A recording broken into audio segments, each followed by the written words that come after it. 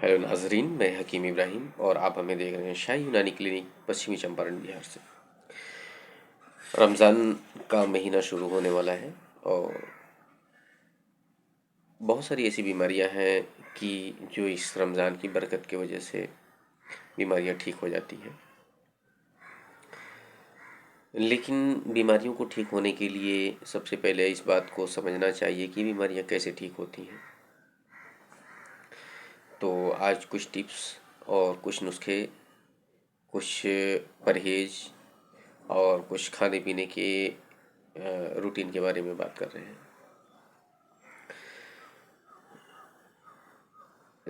हुक्मा का जैसा कि कहना है कि मैदा फिट तो सेहत फिट, यानी सेहत का जो दारो मदार है वो मैदे के ऊपर टिका हुआ है। अगर मैदे की हालत दुरुस्त है तो सेहत भी दुरुस्त रहेगी, सेहत भी ठीक रहेगी। और अगर मैदा बिगड़ जाता है तो दूसरे जिस्म के अंदर भी परेशानियां शुरू हो जाती हैं। आजकल के वक्त में जो फास्ट फूड फास्ट फूड का चलन जो कि बहुत ज़्यादा हो गया है और हर चीज़ में जहाँ खाने में मिलावट है वो भी हमारे डाइजेस्ट सिस्टम को, हमारे सेहत को बर्बाद करने के लिए काफ़ी है। बहुत सारी ऐसी चीज़ें हैं जैसे कि फार्मी मुर्गी हो गई या केमिकल्स वाले जूस हो गए, जैसे कि कोल्ड ड्रिंक्स हो गया, पेप्सी, कोला, थम्स अप, ये सब चीज़ें हो गई। तो सॉरी, तो ये तो ऑलरेडी केमिकल से बनी हुई चीज़ें हैं और सेहत को नुकसान पहुंचाने के लिए हैं। ये अच्छे खास सेहत को भी बर्बाद कर देती है, तो इनसे परहेज रखना चाहिए। और जो जैसा कि हम कह रहे हैं कि पेट के बहुत सारी मर्ज ठीक हो जाते हैं, तो उसमें हम बात करेंगे पेट की बीमारी के बारे में। ज़्यादातर जो मर्ज हैं, बहुत सारे लोगों को वो बगैर टाइम से खाना नहीं होता है उनका, और अगर खाना हुआ भी तो फास्ट फूड ज़्यादा होता है। और अगर ऐसा नहीं भी हुआ और फिर भी खाना उनका ठीक है, तो फिर ये होता है कि जल्दी जल्दी बगैर वक्त के और बगैर चबाए खाना खाते हैं, जिससे कि इंडाइजेशन की शिकायत हो जाती है, मैदा कमज़ोर हो जाता है, पाचन क्रिया ख़राब हो जाती है। और जब पाचन क्रिया ख़राब होने लगती है तो फिर जो कुछ भी खाया पिया जाए वो जो है कि मैदे में पड़ा रहता है और कब्ज़ की भी शिकायत पैदा हो जाती है। तो इसलिए इसलिए हमें चाहिए कि ये जो फालतू की चीज़ें हैं, जो बगैर ज़रूरी चीज़ है, उसको ना खाया जाए। और अल्लाह का ये बहुत बड़ा करम है कि रमज़ान का महीना जो आया है तो ये मैदे के लिए भी आराम का ज़रिया बना है।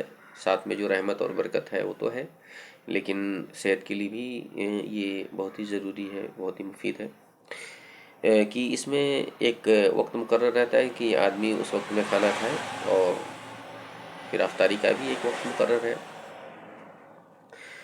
इसमें पेट की बीमारी में बचने के लिए सबसे ज़्यादा ज़रूरी ये है कि जैसे ही आदमी अफ्तारी करता है, अफ्तारी का वक्त होता है, तो अफ्तारी में जो उसका तरीका है, जो इस्लामिक तरीका बताया गया है, उस तरीके पर अमल करें तो इस तरह से काफ़ी आराम हो जाता है। अगर किसी को भी पेट की बीमारी है तो उसे ये चाहिए कि जब इफ्तार में, जब रोज़ा खोलने के लिए बैठता है तो सिर्फ एक गिलास पानी हो और 2 या 3 खजूरें हों, ये काफ़ी हो जाती हैं।